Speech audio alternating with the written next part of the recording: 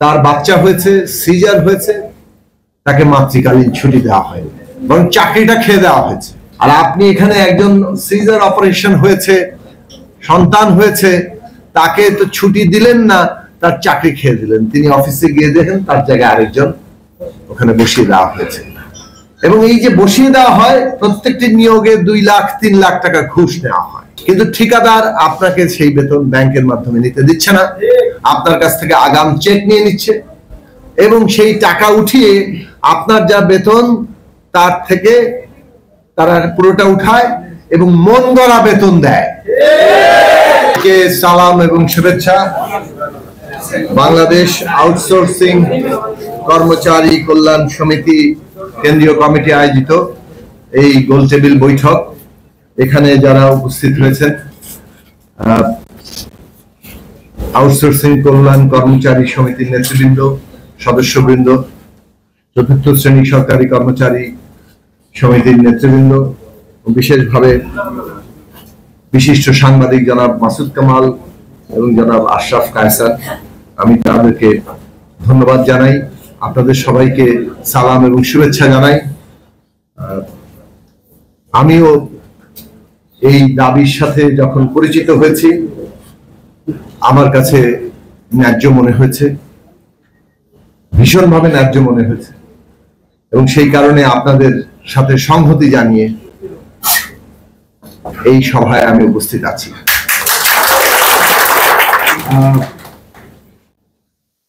প্রথমেই ইতিমধ্যে যে কজনের বক্তৃতা শুনলাম, একজন বর্ণনা করেছেন কিভাবে ঈদের সময় তার বাচ্চাদের জামা কেনার পয়সা ছিল না এবং বাড়িতে চাল ছিল না, 14 মাস বেতন দেয় না এবং টাকা চাইলে গালাগালি করে।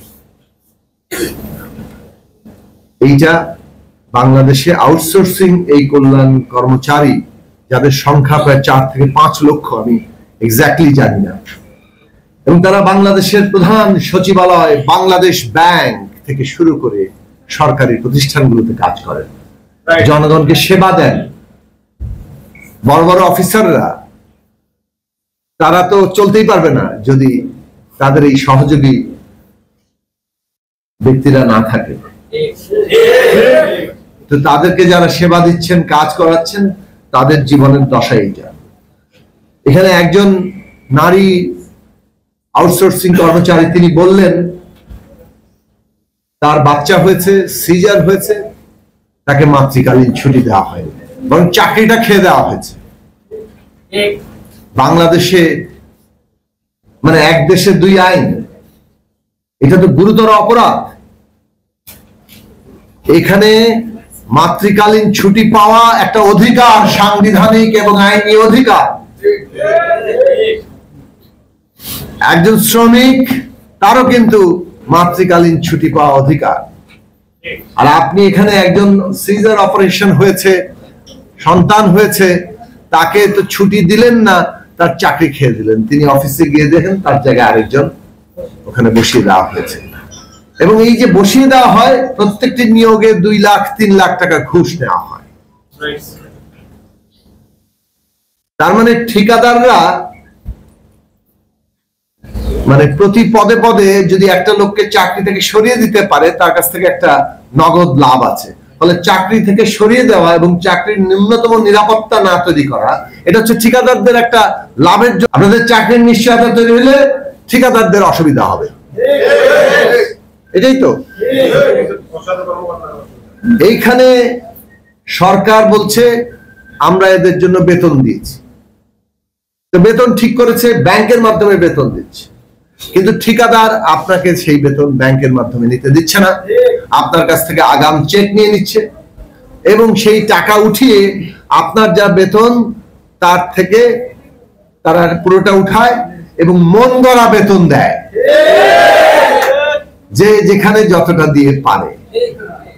এ সম্ভব মানে বাংলাদেশে আমরা সরকারি প্রতিষ্ঠানে যাই, আপনারা সেখানে থাকেন, কিন্তু আপনাদের সাথে এটা চলছে এবং বাংলাদেশে এটা সম্ভব হচ্ছে।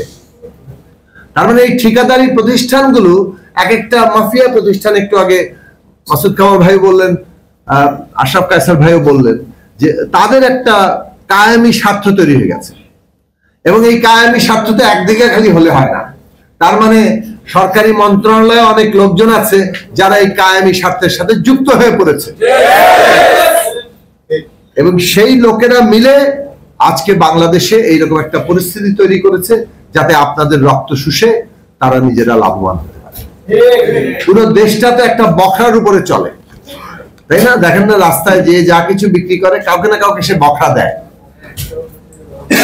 এবং এই বখরা দেওয়া এটাকে বলে মানে রেন্ট সিকিং ইকোনমি আর কি। মানে সারা দেশের অর্থনীতি চলছে মোটামুটি, কাঠামো ওইটাও, দল টলের কাঠামো ওইটাও একেবারে। আজকে নতুন লাইন বসছে, এর আগে যে সরকারি দল ছিল তাদের লাইন, তো তারা উঠে যাওয়ার পরে আবার নতুন লাইন, এবং ওই সবাইকে বখরা দিতেই হবে, বখরা না দিয়ে এখান থেকে যাওয়ার কোনো উপায় নেই, এরকম একটা ব্যবস্থা তৈরি করেছে। তো এই মন গড়া বেতন, ঈদ কিংবা কোনো পার্বণেই আপনাদের কোনো ভাতা নাই। বাংলাদেশের শ্রমিকরা আমরা যখন লড়াই করি যে চাকুরির নিশ্চয়তা, মানে আগে আমাকে নিয়োগপত্র দেন, আমার এমপ্লয়ার কে আমাকে চাকরি দিল, নিয়োগপত্র লাগবে না? ওইটা তো পরিচয়। তো সেই পরিচয় যদি না দেন তার মানে আপনার কোনো নিশ্চয়তা নাই। এখন এইরকম যে অবস্থা, টেন্ডার, ঘুষ, নিয়োগপত্র নিশ্চয়তা নাই, চাকরির নিশ্চয়তা নাই, যে কোনো সময় নাই হয়ে যেতে পারেন, মন গড়া বেতন, কোনো ভাতা নাই, মাতৃকালীন ছুটি পর্যন্ত নাই, এইরকম যে বর্ণনা আপনারা দিয়েছেন, এই বর্ণনা শুনে এই যে একটা দাসত্বের একটা অবস্থা